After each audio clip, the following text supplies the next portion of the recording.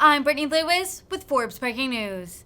The January 6th committee played testimony from White House aides who revealed which congressmen saw pardons from the former president after January 6th.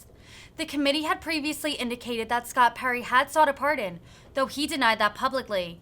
The sworn testimony from multiple people inside the Trump White House indicates that the Pennsylvania Republican did in fact seek a pardon. Other Republicans named include Matt Gaetz, Annie Biggs, and more. Take a look as the witnesses detail those requests. What led to January 6th. My colleagues and I up here also take an oath. Some of them failed to uphold theirs and instead chose to spread the big lie. Days after the tragic events of January 6th, some of these same Republican members requested pardons in the waning days of the Trump administration. 5 days after the attack on the Capitol, Representative Mo Brooks sent the email on the screen now. As you see, he emailed the White House, quote, pursuant to a request from Matt Gaetz, requesting a pardon for Representative Gaetz, himself, and unnamed others. Witnesses told the Select Committee that the president considered offering pardons to a wide range of individuals connected to the president. Let's listen to some of that testimony. And was Representative Gaetz requesting a pardon?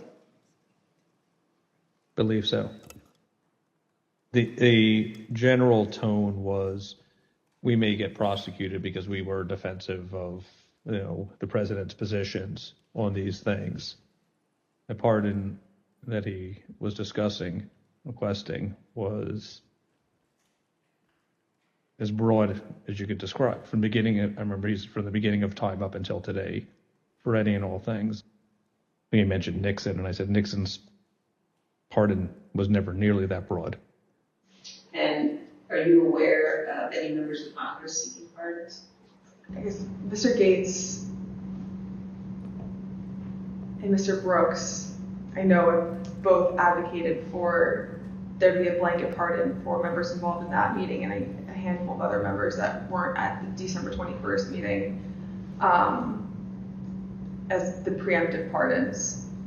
Mr. Gaetz was personally pushing for a pardon, and he was doing so since early December. I'm not sure why. Mr. Gaetz had reached out to me to ask if he could have a meeting with Mr. Meadows about receiving a presidential pardon. Did they all contact you?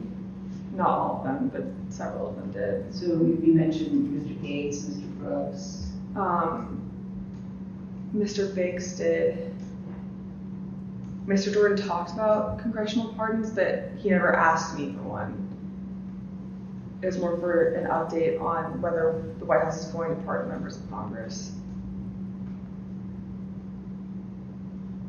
Mr. Gomer asked for one as well. Mr. Perry asked for a pardon too. I'm sorry, I need to cut you off. Mr. Perry, did he talk to you directly? Yes, he did. Did Marjorie Taylor Greene contact you? No, she didn't contact me about it. I heard that she had asked White House Counsel's Office for a pardon from Mr. Philbin, but I didn't frequently communicate with Ms. Greene. Are you aware of any conversations or communications regarding the possibility of giving Congressman Matt Gaetz a pardon? I know he had asked for it, but I don't know if he ever received one or what happened with it. How do you know that Congressman Gaetz asked for a pardon? He told me. Tell us about that. He told me he'd asked Meadows for a pardon. Were you involved in or did you witness any conversations about the possibility of a blanket pardon for everyone involved in January 6th? I had heard that mentioned, yeah. Do you know whether the president had any conversations about potentially pardoning any family members?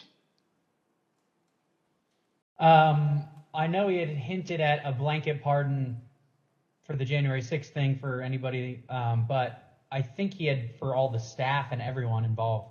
Not with January 6th, but just before he left office, I know he had talked about that. The only reason I know to ask for a pardon is because you think you've committed a crime. Thank you, Mr. Chairman. I yield back.